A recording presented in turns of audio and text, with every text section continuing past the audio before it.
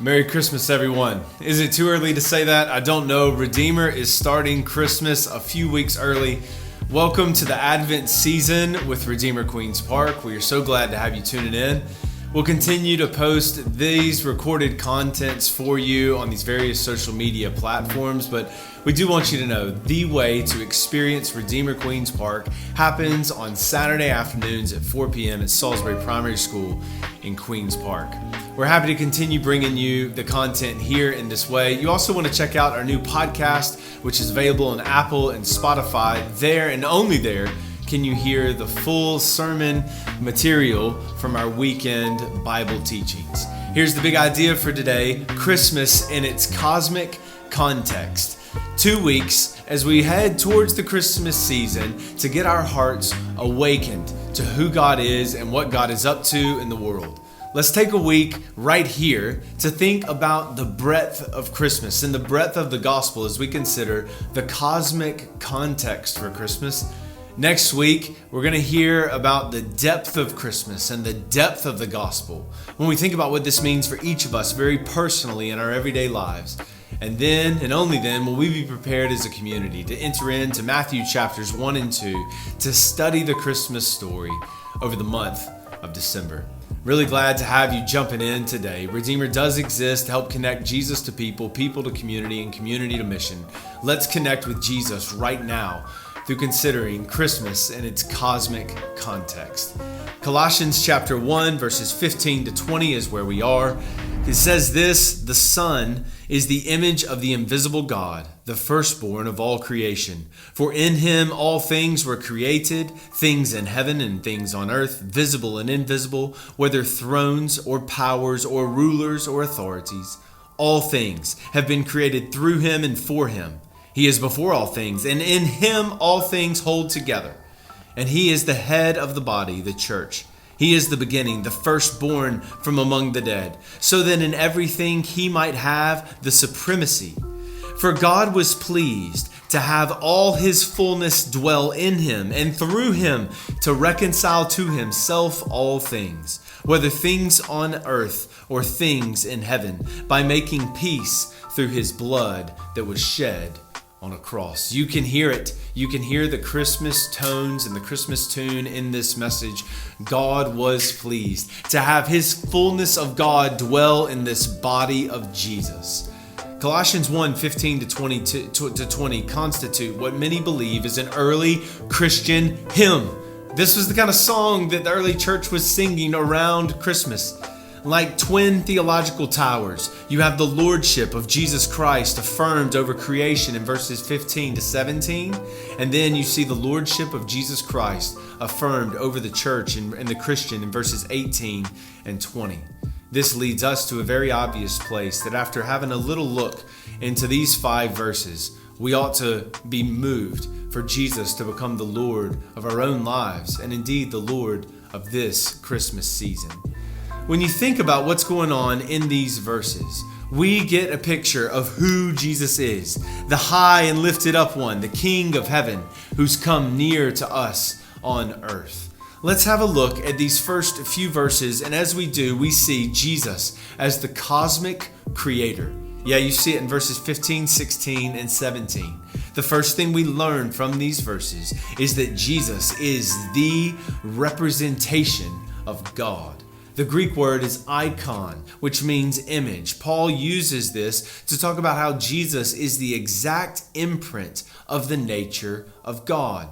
Similar to an icon on your computer screen when you're just scrolling the mouse around. If you were to double tap on an icon, it goes in and it gives you everything that application really has. The same is true on your phone. You see these different icons, but you click on it and it really takes you into the application so you can have it. Here it is. It says when you see Jesus, you see the very icon. You see the very image and representation of God. But notice next, you also see that he is the manifestation of God. An icon conveys the idea of an outward illumination or representation of an inner core, essence, or reality. So then, the nature and being of God are perfectly revealed in Jesus. Jesus Christ makes God visible to us. How beautiful this is. When you think about it, he is the very person of God. He is the very revelation of who God is and what God is like. John Calvin helps us here. Calvin once said, Christ is the image of God because he makes God visible to us. Because of this, we must be careful not to seek God elsewhere. For outside of Christ, all that claims to be God will indeed turn out to be an idol. So think about this on a very practical level, how Jesus is the manifestation of God, the one we celebrate this Christmas season. If God became a man, we would expect him to come miraculously. And Jesus did. If God became a man, we would expect him to be sinless. And Jesus is. If God became a man, we would expect him to perform miracles with ease. And Jesus did. If God became a man, we would expect him to speak the greatest words ever. And Jesus did. If God became a man, then we would expect him to exert great power and force over nature, and Jesus did. If God became a man, we would expect him to love perfectly, and Jesus did. And if God became a man, we would expect him to leave the widest wake in human history more than any other person who ever lived, and Jesus Christ did. Jesus Christ is God become man. If you truly want to know God in your life, specifically in this Christmas season, then look to Jesus. He makes visible for all to see the invisible God. Two key words unlock the truths in these verses. We see him as the firstborn, and we see him as Lord over creation. So notice beautifully, he made everything. That's the claim in verses 15 and 16. He's the firstborn over creation, and firstborn being this Greek word to convey priority and rank in terms of time and sequence. So it's not like Jesus is a creature over all of creation. No, Jesus is ranked first in all of creation. Verse 16 addresses this with the extent and magnitude by talking about the creative agency of Jesus. Yes, this one at Christmas time, this baby that we celebrate that was born grows up into be a man, but he was much bigger than that. He was the creative agency in the beginning, when it was only God. Before anyone or anything else was, it was him. Think about it. For by him all things were made, things in heaven and things on earth. So things up there and things down here, all made through this one. Things visible and invisible. So what you see and what you cannot see was made by him. Thrones, dominions, principalities, and powers. So all the heavenly host, both the good and the bad angels, the evil demons as well, all made by him, through him, and for him. He is creation's location, he is creation's agent, and he is creation's goal. Warren Wiersbe once said, but the Apostle Paul, he knew the three different proofs that the Greek philosophy of the day really needed. And Paul wrote this with even that in mind. He wrote, when it comes to creation, Jesus Christ is the primary cause in that he planned it. He is the instrumental cause in that he produced it. And he is the final cause in that he did it all for his own good pleasure. All things. Jesus made big things and the little things as well. He made the great things and the small things, the macro and the micro, the complex and the simple. He was before all things, and in him all things consist. They adhere, they hold together, day by day, hour by hour, minute by minute, second by second. He maintains and he sustains every galaxy, every molecule, and every atom. Just as the song said, he has the whole world in his hands. Yes, he has the whole world in his hands. He has the sun and the stars in his hands. He has the grass and the tree in his hands. And yes, he has you and he has me in his hands. This is what we're celebrating this Christmas season. That God has come into the world. The Creator has entered into his creation. Yes, he keeps the cosmos from becoming a chaos. And this Christmas season, he can enter into our lives. He can become greater in this church community. And he can make himself known as the great Lord that he really is. What would it look like for our community to fall under the lordship of this Jesus Christ? To be able to see him high and lifted up this Christmas season as he becomes high and lifted up in our hearts. Well, that's what Paul's leading us to in verses 18 to 20. We see the second thing.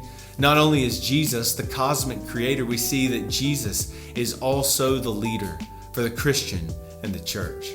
Spelled out very plainly in verses 18 to 20, we see Jesus is the leader. Paul shifts the attention from this cosmic creator, this great one, this powerful one, this majestic one has drawn near. He knows you. He knows me. And just as he promised in Matthew 16, he is indeed building a church among us. Well, this means that only Jesus is to have first place. Jesus has first place in creation. Jesus ought to have first place in the life of the Christian and first place in the life of the church. This is what it means for him to be head, to be the sovereign ruler over it all, so that in all things he might be preeminent. So it's Jesus, not the band, that comes first in the church. It's Jesus, not the pastor, that comes first in a church. Jesus, not the elders. Jesus, not the deacons. Jesus, not the evangelism strategy. Jesus, not the small groups. Jesus, not the outreach programs. Jesus, not anyone else comes first. Jesus is not interested in being the co-pilot of our lives, of being some add-on to our community, to being the runner-up in some contest. He is Lord. He is preeminent, and he deserves to be right at the center of it all. As Warren Wiersbe once said, few would deny the importance of Jesus Christ. They would simply dethrone him. They would give him prominence, but not preeminence. Behold our great danger as a faith family, to give him a place of prominence, but just not to make him first. Look, we only have a minute left here, so let's just consider it together. At the very end of the matter, it comes down to this. Jesus is first. He comes first in creation. He comes first in the life of the church, and he ought to become first in our lives. Yeah, Jesus is first. Jesus is the creator of everything. He is the template on which everything else was made. The point is that Jesus is not just one of the beautiful things that God created. Jesus is the creative force and the creative power behind it all. Second, Jesus went first. This is when the text is saying that Jesus went to the cross first for your sin and for my sin. Jesus experienced humiliation. Jesus experienced torture so he could buy us back from our sin. This is what it means for him to be the Redeemer. And this means that Jesus ought to come first in our lives. Indeed, Jesus ought to come first this Christmas season for us. Jesus is not one among a many list of gods. He ought not to be one of many priorities in our life. He's not just an important chapter in our stories. He's the book in which all the other chapters are written in. Jesus is in a class all by himself. Jesus is not one deity among a pantheon of deities. Jesus is Lord. He is preeminent above and beyond them all. Paul is going to say that what ought to be true in the church needs to be true of our lives. What ought to be true of the church in Colossae ought to be true of us today in London as well. Jesus is not someone we put on a list of priorities this Christmas season. Jesus is the page on which all the other priorities of this Christmas season get written on. He is in a class by himself. He is the foundation. He is the center of everything. This one who has cosmic significance, he lived a life of cosmic importance, has drawn near. He knows the number of hairs on each of our head. He draws near to us. He goes first to the cross for us. And then he only says, would you come to me, all who labor this Christmas season, all who are weary, all who need rest, and I will give you rest for your souls. The question before us, Redeemer community, is quite simply this. Does Jesus hold this position in our lives? Does Jesus come first for us this Christmas season, or does some other priority outrank him in some way? He's beautiful. He's Lord of creation. He's Lord of the church. Let's make him Lord of our lives together this Christmas season.